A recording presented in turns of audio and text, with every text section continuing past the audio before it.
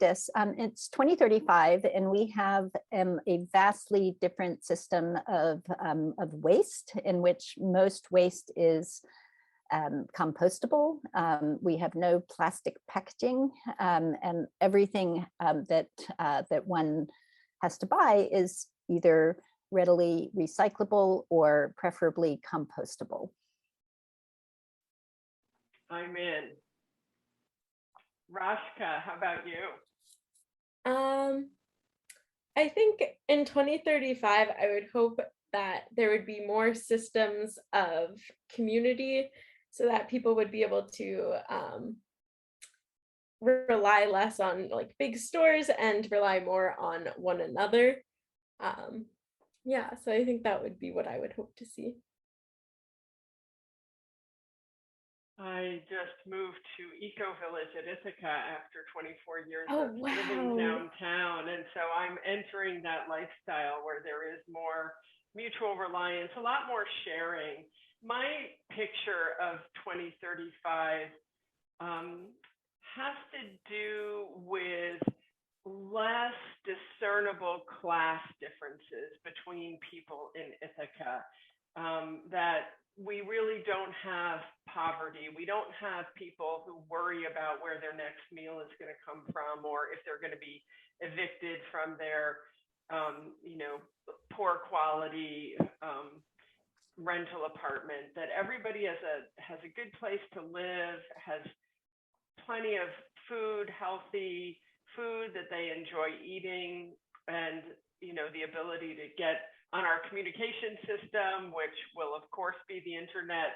Who knows what that will even look like 15 years from now, but I'm sure we'll have a huge digital communication system, and that there's just a lot more equity, less mental health troubles, which so often come out of these really challenging life situations and poor nutrition. So people are well fed, well housed, feel secure, even though all around us the weather is still crazy. We have better ways of working through that, and we're comfortable with the level of disruption that I imagine is still going to be with us from climate change. So that's one little piece of the picture. It's a huge piece, though. I think that's a big priority, is making sure that as we move forward on the climate, that we do so with a social justice and economic justice lens, because the people most impacted are the least resourced generally. Yeah, I can imagine that being a community where people would want to move to, or people who are displaced from climate things would want to come here. So I think that's also something that I would love to see, just a community that is able to accept and integrate new people who are coming in. Yeah, I think in 2035 will be a much larger community, because I do think that as the impacts of climate change accelerate, we will have climate refugees. And I think Ithaca in Tompkins County, this part of New York, is extremely well situated for the coming decades. We're in we have water, we have good land. It's going to get hotter, but it's not, we're not moving. We haven't moved to Phoenix. So, I mean, the fact that Phoenix has the highest growth rate, I'm like, what is the matter with these people? It's 120 degrees there. Who's thinking it's a good idea to move to Phoenix? Kate, it's such a good point. Like picturing 2035 and our population has doubled, yet we are still able to take care of each other, and we have enough land to grow food on. So we've been really smart and done dense living, and part of that is learning to live smaller. I mean, that's been a big adjustment for my partner Ben and I moving to Eco Village. I mean, we were only living in 1,300 square feet, half of a duplex. Now we're living in 1,000, and we don't have a basement, and we have a little storage shed, kind of a garden shed type thing. But it's an adjustment, and like letting go of possessions, having fewer, but more shared, machinery to take care of our yards, or a community kitchen where we do some of our meals together. And so we'll need clusters like that all through the city and the county, really, where people can have shared resources that are accessible. Right. Yep. Yeah. And I in 2035, zoning is going to be massively different. I live right near community corners. I have a half acre, I think it's a half acre, a third of an acre lot. I think lot coverage is allowed at, it's way, it's like 15% lot coverage. And in 2035, I'm going to have several, several more structures. If I'm still in that house, I'm going to have several more structures on my property, because the zoning is going to change to allow for the smart growth and dense growth that we need.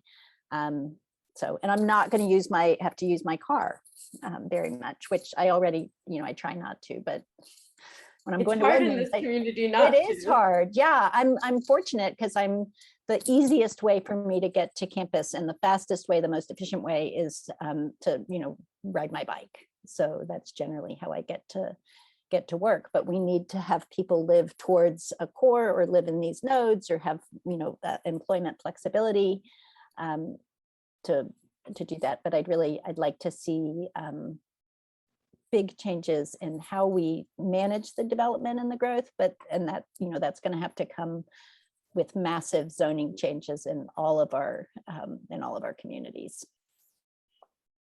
That brings us to one of our other questions, which is, what is your role? And Kate, I'm hearing your role, two roles. One is that you're willing to share your land, to have more structures be built on it, so more people can have homes on the third of an acre or so that you have now. And also, maybe you've joined a planning board or some kind of, one of the city or town or village advisory boards to help bring this. Do you have other roles in mind that you've played in these last 15 years since 2035? We have such rich human capital in this area, and that's only going to increase. And it's funny you say that. I was the mayor of Cuba Heights for 7 years. So I've taken a step back from public boards, but I am still engaged. Yeah, and it was quite controversial during my time. We were putting deer management in place, which I thought was, of course, I was a huge supporter, as were a good 2/3 of the residents of Cuba Heights. But it was, to me, that was an ecological piece as well, because I bear no ill will to the deer. But it's a sign, the overabundance of population is a sign of ecological imbalance, and it's, they're just massively ecologically destructive. So I do have a history of that, and I serve on a lot of boards. But yes, in the future, in the future, I think I'm going to focus on waste. So I'll be on some kind of waste committee with Barb Ekstrom, I think, working on that. Because Barb's never going to retire from Tompkins County solid or waste management and recycling. She's amazing. She's done amazing work. Rajka, what has your role been over these last 15 years in bringing this beautiful reality to manifestation? I think probably community activism and like teaching people preparedness skills, which I personally don't have a lot of them right now, but it is something I would like to learn and be able to share with others as I'm learning them. Yeah, so I think that would be something that I would be interested in doing. And what are preparedness skills? Because that even is a little bit of a foreign term to me. Oh, yeah. Sort of like knowing what to do in a disaster, or if there's flooding, what do you do if your electricity is out for longer than you would have expected in the past? What do you do? So figuring out those sorts of skills, and especially I think because there's a high student population who are living in not such great housing, what do you do if that continues to be an issue for you and you can't reach people from your campus community. It's just students around you. That's brilliant. And that speaks to what I was imagining of, being comfortable with the discomforts. Like, at least if we're prepared, if we feel like we know how to manage when things, don't go the way that we are hoping and expecting on a day-to-day basis. There's a big storm, or there's a food shortage, or the power is out. You have helped us learn how to deal with that and not, go crazy or turn against each other. Very important. Yeah. Yeah, my role in all of this has just been, what I love to do is connect people and connect ideas. And I do that now related to energy. One of my visions is definitely that I will have helped people become more energy literate and understand, just like we understand nutrition, many people have grown in our understanding of carbs and vitamins and proteins, and that we need to hydrate and that we need to exercise. Like, we've learned so much about how to care for our bodies in the last 20 years. I feel like that we just really I didn't grow up knowing any of that stuff. In 2035, we will have learned about our energy systems, and we will understand how the lights come on, and how we stay warm enough and cool enough in different weather conditions. And we'll understand the shared city utility systems that support us, and the ways that we can use less energy so that other people can have more, or the way that we can schedule our EV fleet that someone is in charge of, because we don't have individual cars anymore, but schedule that electric vehicle battery charging so it happens in conjunction with the sun shining, or maximum battery storage, or all those sorts of things that we're just generally more energy literate. So that'll be a role that I play, and continuing to help people know, what's going on, and who they can find help from, and who they might collaborate to create the greatest, latest new thing with. Let's see. I think we also had a question of, what are you proud of? Anyone want to tackle that question? I'd say all of you. I think of the people who are stepping up and doing the things, that's what we would be most proud of.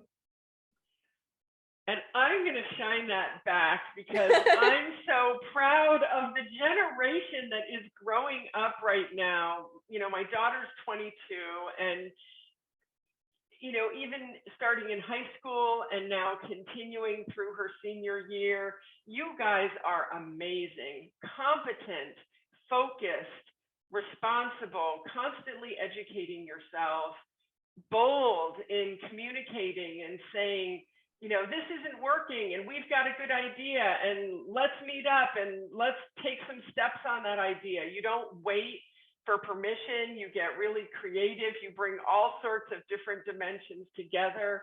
And I am so proud of who you are, and now in 2035, the children that you're raising.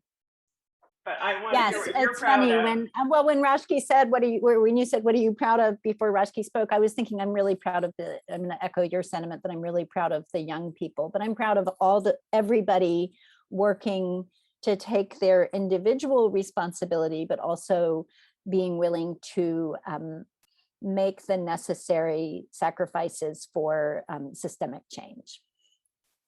And realizing that we're all, we all have to give up some for our own comfort and the comfort of our larger community, locally, regionally, and throughout the world. Oh, I was just going to say, this was an inspiring conversation. And one of the questions does say, what was the most inspiring part? So I think just being able to do this sort of thing and see the progress, or imagine the progress that is happening. I will build on that with inspiration that we are measuring our progress. Like, I think we're taking these goals we've taken, it's 2035, and we really know, we understand what's true for people in our community. Like, we have a way to track that more people have good homes to live in, and more people are completing the kind of education that they want and moving into a job they feel great about that fits them. More people have food that is healthy. We're sourcing it locally. And earlier in this meeting, we were hearing about a scorecard for the Ithaca Green New Deal, and you know, that those systems of measurement and letting us see what we've accomplished. It's like, I've done the AIDS ride around the lake, and when I biked 85 miles, and you know, and I know that I've hit that number, it adds value and definitely feels inspiring and makes me proud. So I think having measured our progress along the way, and then being able to look back and feeling like, holy cow, we really did what we set out to do, and we know there's more to come, but that's inspiring. Kate, anything you want to add? And unmute yourself. Like the catchphrase of the last 18 months is, you're on mute. Except when I wasn't and my colleague walked by, so I started talking to her. Or I blew my nose this morning. Oh my yeah. Yeah. What is going to be the inspiring moment for me? I think I'm going to feel really inspired by the reduction, and you had referenced this in your remarks, that there's going to be less of an income gap, and that we'll push people up we'll push people towards the middle. I think there's certainly, I'm not saying that people can't be wealthy, but I think it's just shameful what has happened. I'd say probably starting in the 1980s, so long before Rajka was born, that we've just allowed people to become so wealthy while on the backs and the lives and the livelihoods, or lack thereof, of the majority of people.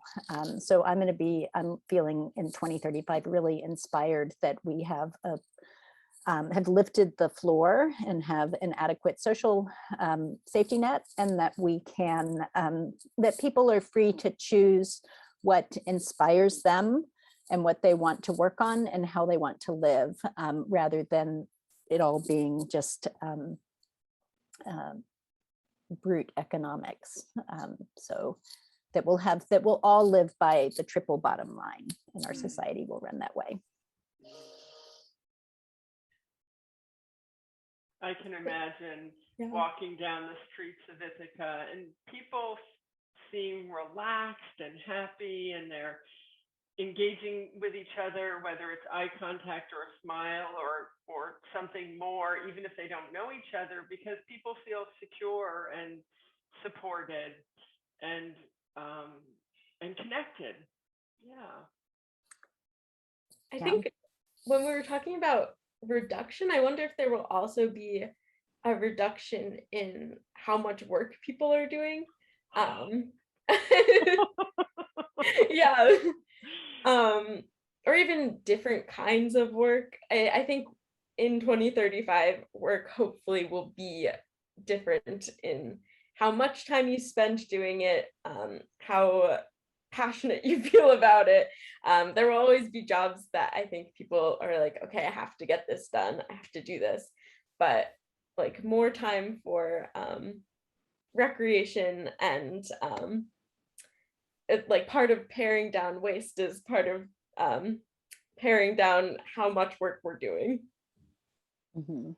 Yeah, that's very interesting mental exploration and inquiry, Kate, because as a former mayor, and I don't know if you're working full time then, but I find even just chairing an advisory board, being part of a cooperative community, like it can feel like my days are really, really full. And so simplifying, if we can simplify life so that we have more leisure and less work, whether that's paid or, just things that we're committed to and we're working at, would be a lovely outcome.